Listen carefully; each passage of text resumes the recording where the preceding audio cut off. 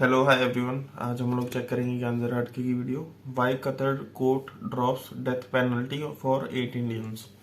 Let's jump to the video.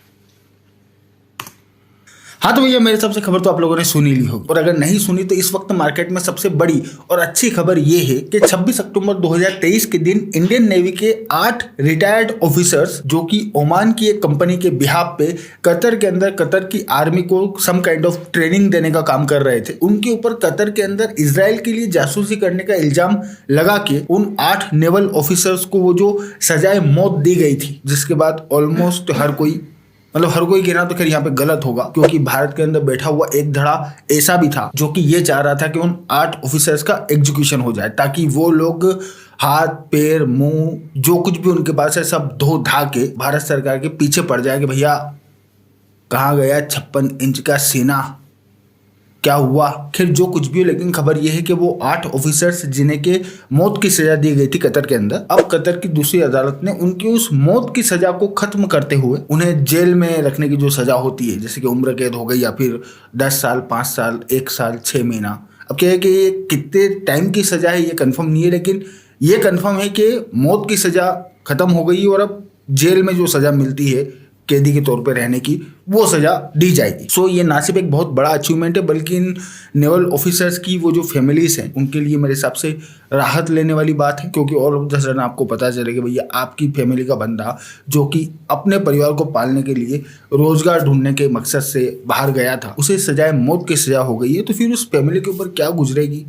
हम लोग उसकी कल्पना भी नहीं कर सकते। सो इन फैमिलीज के लिए एक बहुत बड़ी रिलीफ वाली न्यूज है। नाउ अब यहाँ पे ये सवाल उठता है कि ये कमाल हुआ कैसे। तो इसके लिए अगेन यहाँ पे थोड़ा सा मेरा पर्सनल ओपिनियन चलेगा, और मुझे लग रहा है कि इस मामले में हम लोगों ने जिस तरीके से सोचा था ऑलमोस्ट उसी तरीके से काम हुआ है। मैंने आप लोगों को जब लास्ट टाइम हम लोगों ने इस टॉपिक के ऊपर वीडियो बना के बात करी थी, उस वक्त मैंने आप लोगों को ये बात बोली थी कि इन 8 ऑफिसर्स को ये जो मौत की सजा कतर के अंदर हुई है, इन ऑफिसर्स को अगस्त 2022 में उठाया गया था, और यही वो वक्त था जब भारत के अंदर नुपुर शर्मा वाला पूरा का पूरा केस हो चुका था। सो मैंने आप लोगों को यहाँ पे ये बात बोली थी कि इंडियन गवर्नमेंट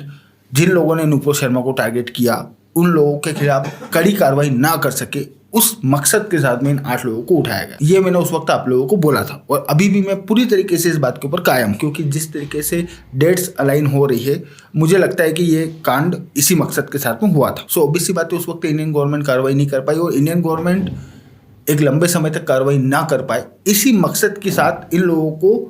कतर वालों ने अपने यहाँ पे जेल के अंदर बिठा के रखा, ताकि भारत सरकार के ऊपर इन लफंगों के खिलाफ कार्रवाई ना करने का जो दबाव है वो दबाव बना रहे। देन इसके बाद में ये इजराइल गाजा वॉर शुरू हो गई, और इस इजराइल गाजा वॉर में भारत का जो इतिहास है, भारत के इतिहास में ये पहली बार है जब भारत सरकार ने ओपनली इजराइल को सपोर्ट किया। लेकिन यहाँ पे थोड़ा सा ध्यान देने वाली बात है, इंडियन गवर्नमेंट ने ओपनली इजराइल को ये इजराइल पैलेस्टाइन इशू पर सपोर्ट नहीं किया। इंडियन गवर्नमेंट ने इजराइल को सपोर्ट किया इजराइल के ऊपर हमास वालों ने जो आतंकवादी हमला किया उस आतंकवादी हमले की वजह से। बट ये जो इजराइल पैलेस्टाइन इशू है, इस इजराइल पैलेस्टाइन इशू पे इंडियन गवर्नमेंट ने अपनी पोजीशन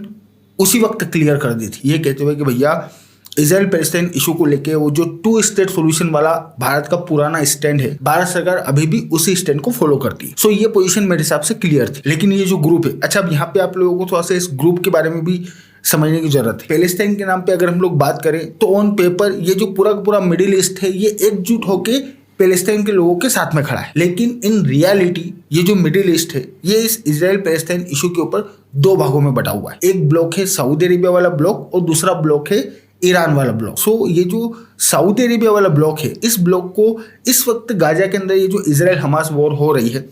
इस वॉर से इन लोगों को कोई भी लेना देना नहीं। डेफिनेटली इस वॉर की वजह से गाजा के अंदर ये जो आम लोग मर रहे हैं उनको लेके इन लोगों का भी उतना ही कंसर्न है जितना कि ऑलमोस्ट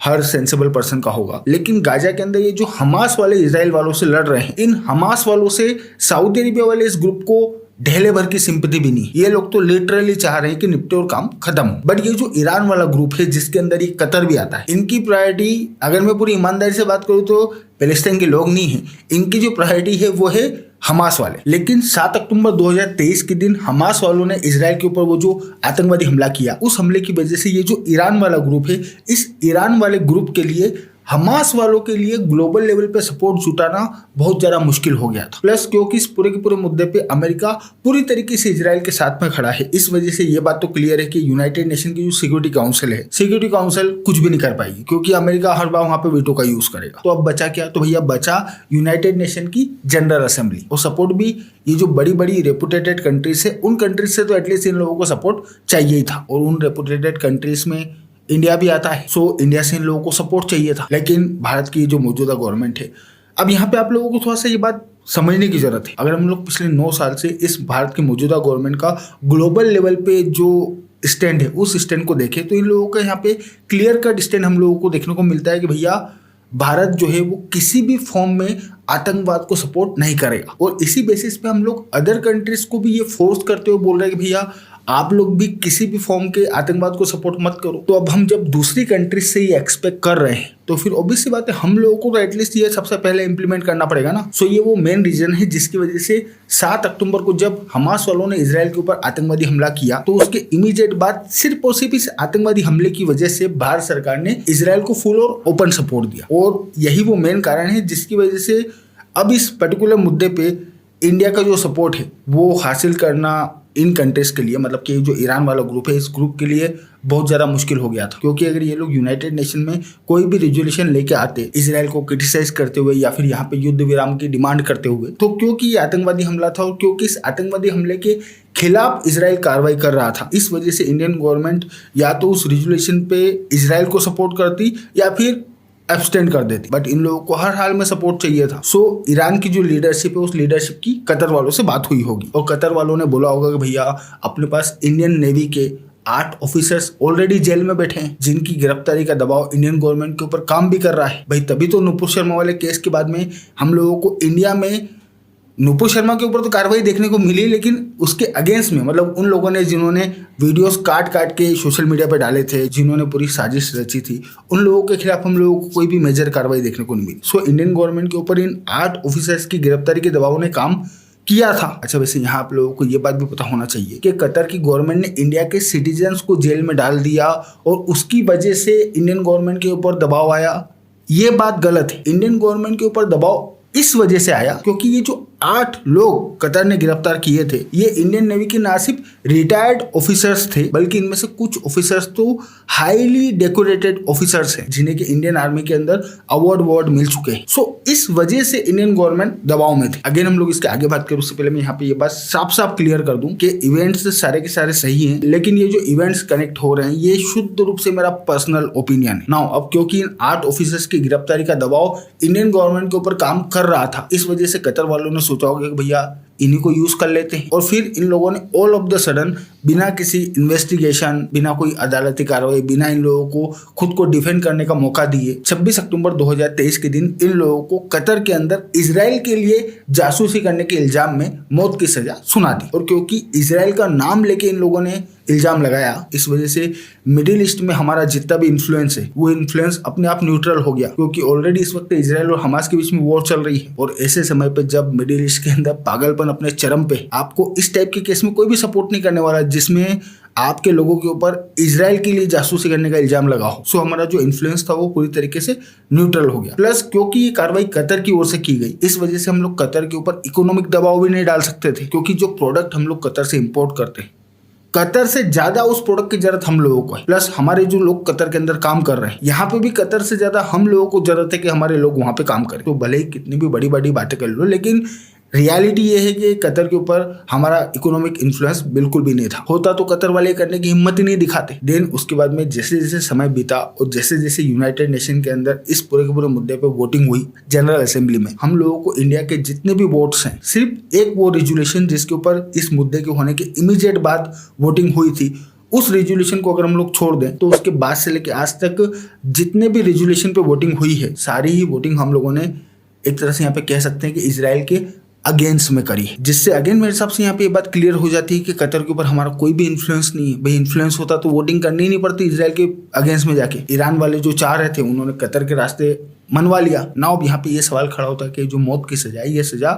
टली कैसे? तो दोस्तों यहाँ पे 3 सिनेरियो हो सकते हैं, ऐसा मुझे लग रहा है। पहला, या तो ये डील हुई होगी कि इजराइल और हमास के बीच चल रहे इस करंट वॉर के सिनेरियो में यूनाइटेड नेशन की जनरल असेंबली में जितनी भी वोटिंग होती है, हर वोटिंग में इंडिया ओपनली और बिहाइंड द सीन, अच्छा यहाँ आप लोगों को ये बिहाइंड द सीन की डिप्लोमेसी भी पता होना चाहिए, क्योंकि यूनाइटेड नेशन में जब कोई बड़ी कंट्री वोट करती है तो बहुत सारी छोटी छोटी कंट्रीज ऐसी होती है जिनका वोट उस बड़ी कंट्री के वोट के ऊपर डिपेंड करता है। इनफैक्ट बहुत सारे केसेस में तो उन छोटी छोटी कंट्रीज के वोट को डलवाने की रिस्पॉन्सिबिलिटी उस बड़ी कंट्री की होती है। सो या तो ये डील हुई होगी, और क्योंकि इंडिया ने लगातार वोटिंग करके अपनी बात साबित कर दी कि भैया हम लोग अब वोटिंग करेंगे, इस वजह से मौत की सजा नॉर्मल सजा में तब्दील हो गई। सेकेंड रीजन हो सकता है भारत की डिप्लोमेसी, जो अगर हम लोग पूरी ईमानदारी से बात करें तो जब से मुद्दा हुआ है तब से रात दिन लगी हुई है। हम लोगों को हमारे फॉरेन मिनिस्टर, डिप्लोमेट्स, कतर के अंदर हमारे जो एम्बेसडर हैं, हमारे जो प्राइम मिनिस्टर हैं मोदी जी, हर किसी को इसका पूरा पूरा क्रेडिट देना चाहिए, क्योंकि सभी लोग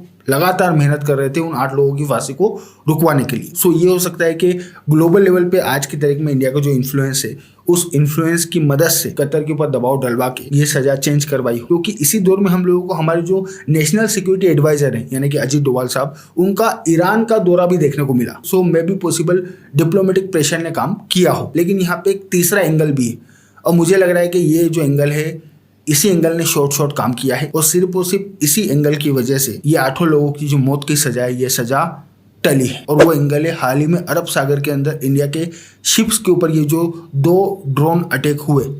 ये अटैक जिनके लिए अमेरिका वालों ने सीधे सीधे ईरान वालों को ब्लेम किया था। और मेरा पर्सनल ओपिनियन ये बोलता है कि अमेरिका वाले यहाँ पे सच बोल रहे हैं, और भारत सरकार को भी ये बात 100% पता थी। बट अमेरिका की तरफ भारत सरकार ने ओपनली इस मुद्दे पे ईरान का नाम लेके ईरान को जिम्मेदार नहीं ठहराया। बट तमाम सबूत, इंफॉर्मेशन, सब कुछ ईरान वालों के सामने ले जाके रख दी होगी कि भाई साहब ये कांड कर दिया है आपने, अब या तो कतर फोन लगा के हमारे उन 8 ऑफिसर्स को रिहा करवाओ, या फिर इंफॉर्मेशन पब्लिक कर देते हैं। अदरवाइज यार इतने दिन से हमारे डिप्लोमेट्स लगे हुए हैं, इतनी भागा दौड़ी कर रहे हैं, हर कोई लगा हुआ है,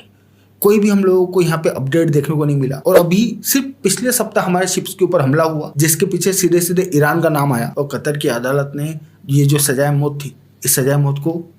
खत्म कर दिया। मुझे पर्सनली नहीं लगता कि ये कोई कोइंसिडेंस है, और यही वो मेन घटनाक्रम है जिस घटनाक्रम ने हमारे इन 8 ऑफिसर्स की जान बचाई। वैसे अगेन मैं इस बात को लेकर पूरी तरीके से शुरू से आश्वस्त था कि इनको मौत की सजा नहीं होने वाली, ये लोग इनको यूज करेंगे इंडिया के अगेंस्ट में जितना ये लोग कर सकते हैं, बट मौत की सजा ये लोग नहीं देने वाले। बट अगेन हम लोग श्योरिटी के साथ में कुछ भी नहीं कह सकते, बट मुझे ऐसा लगता है कि ये पूरा घटनाक्रम हुआ है। अच्छा वैसे यहाँ मैं आप लोगों को ये बात बता दूं कि साल 2015 में भारत और कतर के बीच में एक ट्रीटी हुई थी, और उस ट्रीटी के हिसाब से अगर किसी भारतीय को कतर के अंदर सजा मिली है तो भारत सरकार कतर वालों से ये डिमांड कर सकती है कि उस आदमी को भारत को सौंप दिया जाए, और उसकी जो सजा है जो कि कतर की अदालत ने उसे सुनाई है, वो सजा भारत की जेल में उसे दी जाएगी। सो मे बी पॉसिबल शायद ये भी हो जाए, यानी कि ये जो 8 ऑफिसर्स हैं ये भारत भी आ जाए, और अभी सजा और कम भी हो सकती है। इनफैक्ट यहाँ पे ये बात भी चल रही है कि कतर के जो किंग हैं वो इनकी सजा पूरी तरीके से माफ कर दें। सो कुछ भी हो सकता है, बट एग्जैक्टली क्या होगा ये तो ऑब्वियसली बात आने वाला वक्त